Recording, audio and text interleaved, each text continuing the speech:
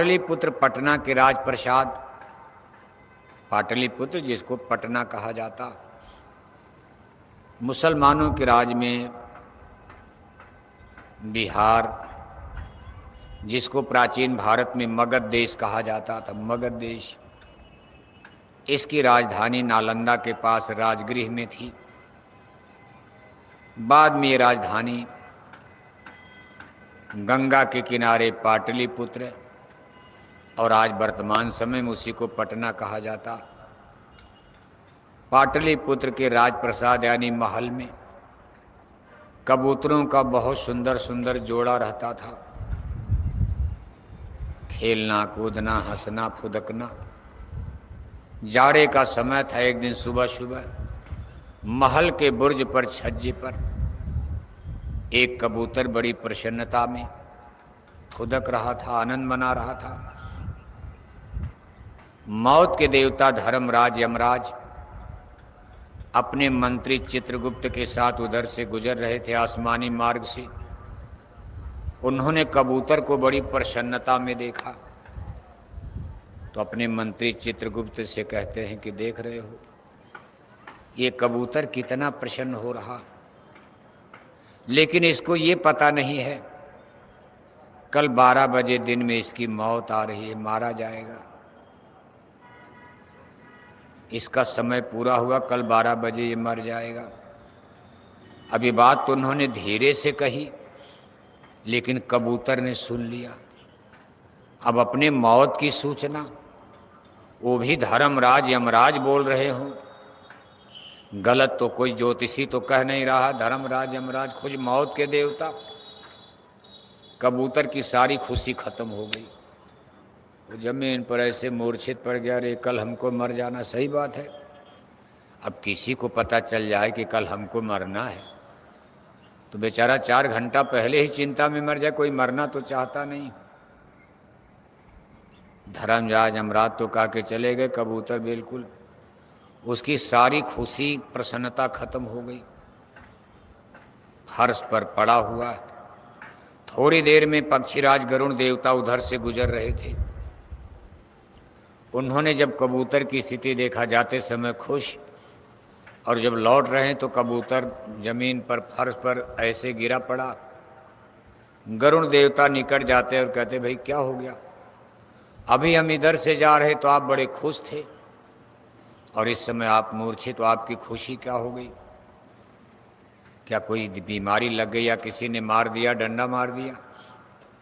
कबूतर ने कहा नहीं महाराज वो बात नहीं। कहा लेकिन फिर आपके इस चिंता का कारण क्या?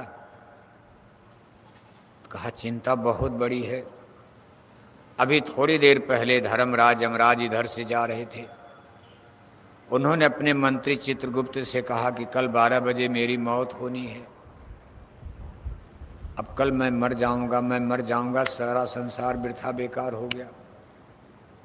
गरुण देवता ने कहा चिंता क्यों करते हो, जब पता चल गया समय का, इस समय को टाला जा सकता? अगर कल 12 बजे तक आपको बचा लिया जाए तो धर्मराज यमराज को आपके मौत के लिए दूसरा समय खोजना पड़ेगा। आप कुछ दिन के लिए तो बच ही जाओगे, कल का मुहूर्त टाल दिया जाए। कबूतर ने कहा महाराज लेकिन ये होगा कैसे, हमको बचाया कैसे जाए? गरुण देवता ने कहा चिंता मत करो, मैं आपको ऐसे स्थान पर पहुंचा दूंगा कि धर्मराज यमराज के फरिश्ते, उनके दूत, उनके सिपाही, वो तो पाटलिपुत्र पटना में आपको लेने आएंगे।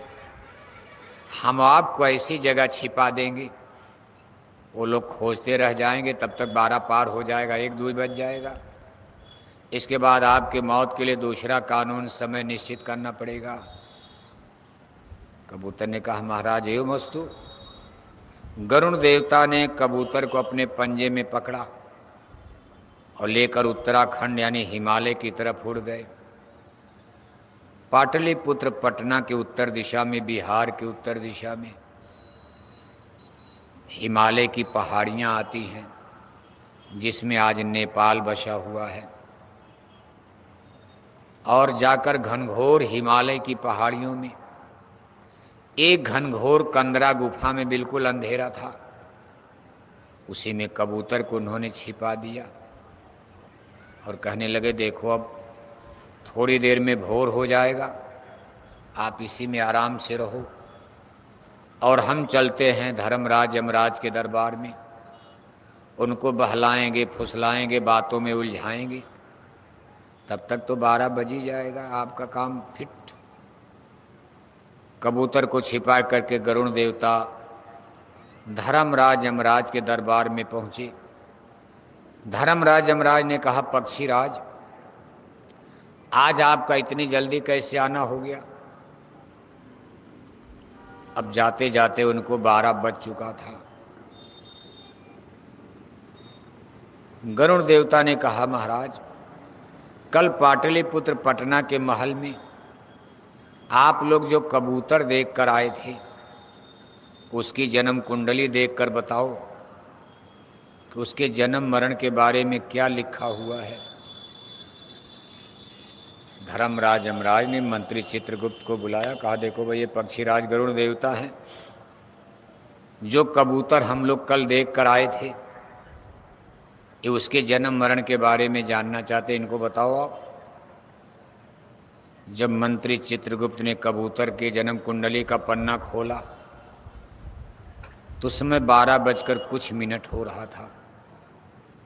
मंत्री चित्रगुप्त ने कहा महाराज, कबूतर तो मारा जा चुका है, उसकी मौत हो चुकी है। गरुण देवता ने कहा कैसे मर गया? वो तो पटना में देखो है कि नहीं है।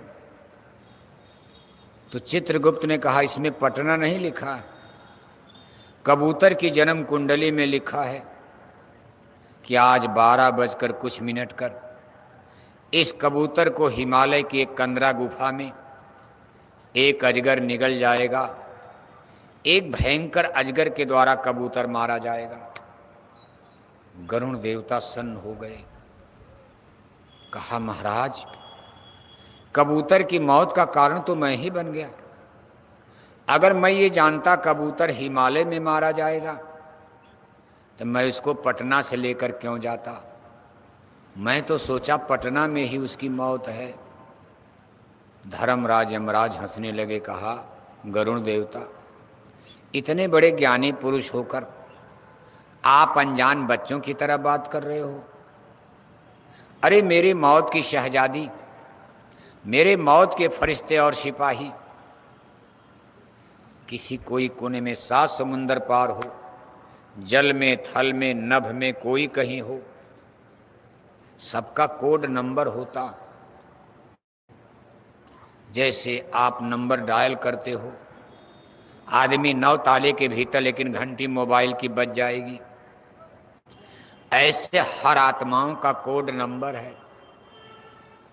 ये नाम पर आप किसी से मिलने जाओगे तो उसका एड्रेस पूछोगे, भाई उस नाम का आदमी, मान लो उस नाम के कई आदमी हैं, तो आप उनके फादर का नाम बताओगे, मान लो फादर भी कई लोग हैं गांव में, तो आप कोई और परिचय दोगे, जाति बिरादरी बताओगे, इस तरह से उस आदमी तक पहुंचा जाता।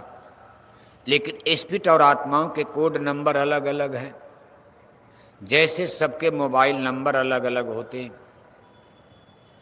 ईश्वर और भगवान के दरगाह में, ऑफिस दफ्तर में, कुल कारखाने में जहाँ से जन्म और मरण का खेल चलता, वहाँ आपका रमेश सुरेश नाम नहीं लिखा, वहाँ हर आत्माओं का कोड नंबर है। किस नंबर की आत्मा कहाँ है, गाय में, बैल में, कुत्ता में, बिल्ला में, क्योंकि जितनी आत्माएं सतपुरुष भगवान ने दिया है, हर आत्मा का वो हिसाब लेते हैं। अमर देश सतलोक में भी जानकारी भेजना पड़ता कि भाई हमने इतनी आत्माओं को यहाँ, इतने को यहाँ। एक भी सूरत और आत्मा को काल भगवान नष्ट नहीं कर सकते, आत्मा और सूरत को नष्ट नहीं किया जा सकता। ठीक है, आपने मांग लिया है, इनको 4 खान चौरासे में नरकों में डालकर कुटाई पिटाई करो, लेकिन इसमें से एक को न घटा सकते न बढ़ा सकते। ये नहीं कि एक आत्मा को टुकड़े करके 2 आत्मा बना दिया जाए, या दो आत्मा को जोड़ करके एक कर दिया जाए, न कुछ नहीं, कोई चांस ही नहीं आत्माओं के घटाने बढ़ाने में। और सतपुरुष भगवान के दरबार में जितनी सूरतें यहाँ भेजी गई सबका लेखा जोखा तैयार। इतना बड़ा सृष्टि का कुल कारखाना चल रहा, इसलिए कहीं भी भाग कर जाओ मौत से नहीं बच सकते हो। इसलिए मौत से आप बेपरवाह, कोई डरने वाली बातें नहीं। जिस दिन जाना है, घर में मरना है, घर वाले अस्पताल से निकाल कर घर ले जाएंगे, क्योंकि आपको घर में मरना। अस्पताल में मरना है तो घर वाले घर से कार में लाद कर अस्पताल में पहुंचा देंगे। शादी होती है, दहेज में कार मोटरसाइकिल मिली, घर पर बहू भोज है, फंक्शन हो रहा, मिठाई पूरी बन रही, बच्चा कहता है भाई चलो अभी बाजार से 2 मिनट में लौटते हैं, जो मोटरसाइकिल दहेज में मिली उसी को लेकर। अभी देखो शादी हुई, बहू का मुंह भी नहीं देखा और सोचता 2 मिनट में बाजार से आ जाएंगे, लेकिन सामने मौत खड़ी है, एक्सीडेंट हो जाता। दहेज में मिली कार मोटरसाइकिल ही मौत का कारण बन गई। कोई नहीं जानता, न जाने कहाँ मौत आएगी कब। इसलिए साधु को, सत्संगी को इससे चिंता को छोड़ देना चाहिए। एक ही दिन मरना है और जिस दिन मरना कोई बचा नहीं पाएगा, और जब तक नहीं मरना है कोई मार नहीं पाएगा। बस ट्रांसफर होता रहेगा, वहीं आपको पहुंचा दिया जाएगा। जहां मरना है, जहां मौत निश्चित है, उस समय आप वहीं रहोगे। बिजली से मरना है, भी नदी के किनारे मरना, वहां पहुंच जाओगे। कुल मिलाकर के ये सब हानि लाभ जीवन मरण जस अब जस विधि हाथ। जन्म और मरण ये विधि लेख में है, इस पर हमारा आपका कोई जोर नहीं चल सकता। वैसे मनुष्य ने भगवान से प्रार्थना किया कि आप हमको इतना बड़ा अधिकार दे रहे हो, फ्री विल, फ्रीडम, आज़ादी, इंटेलेक्चुअल डेवलप, स्पिरिचुअल डेवलप, बड़े भाग मानुष तन पावा। हम बौद्धिक विकास करके इंजीनियर, डॉक्टर बनेंगे, इतनी बड़ी डिग्री लेंगे, इतने बड़े बड़े ज्ञानी विज्ञानी बनेंगे। गाय बैल कुत्ता बिल्ला को अधिकार नहीं दिया, लेकिन मनुष्य को उन्होंने अधिकार दे दिया। कहा इंजीनियर बन जाना, डॉक्टर बन जाना, तोप बना लेना, परमाणु बम बना लेना, जहाज बना लेना, हेलीकॉप्टर बना लेना। आदमी ने कहा जन्म मरण का अधिकार भी हमको दे दीजिए, हम अपनी इच्छानुसार जन्मेंगे, इच्छानुसार मरेंगे। पर भगवान ने कहा ना ना ना ना, इतना बड़ा अधिकार हम नहीं दे सकते। इतने अधिकार में कभी कभी रावण और दुर्योधन पैदा हो जाते हैं। अगर हम मनुष्य को जन्म मरण का अधिकार दे देंगे कि ये संसार में सारे रीति नियम को तोड़ देंगे, हमारे खिलाफ सारे कानून कायदे ईश्वरीय विधान को ये तहस नहस कर देंगे। परमात्मा तो अंतर जान रहे थे आदमी को बहुत ज़्यादा अधिकार न दिया जाए, इसलिए उन्होंने कहा जन्म मरण ये हमारे हाथ में रहेगा। इसी से तो हम रावण को कंट्रोल करेंगे, इसी से दुर्योधन को कंट्रोल करेंगे, इसी से हम अधर्मी पापी अहंकारियों को कंट्रोल करेंगे। इनके गरूर गुमान घमंड को मौत के कानून से ही तोड़ेंगे। अगर इनको हमने पूरा अधिकार दे दिया, एक कंट्रोल में आएंगे। पीलवान हाथी, पीलवान के पास अंकुश होता, हाथी मतवाला है, कंट्रोल करता, और वही अंकुश ना हो तो हाथी कितने की जान ले लेगा। इसलिए मौत का अंकुश, इसी से इंसान मजबूर हो जाता। बाकी आज का इंसान किसी की सुनने वाला। आज आप इन पढ़े लिखे लोगों से बात करो, थोड़ा मालूम मास्टर ही बन गए, इंजीनियर बन गए, डॉक्टर बन गए, इनसे बात करो, धर्म कर्म आत्मा परमात्मा की बात करो,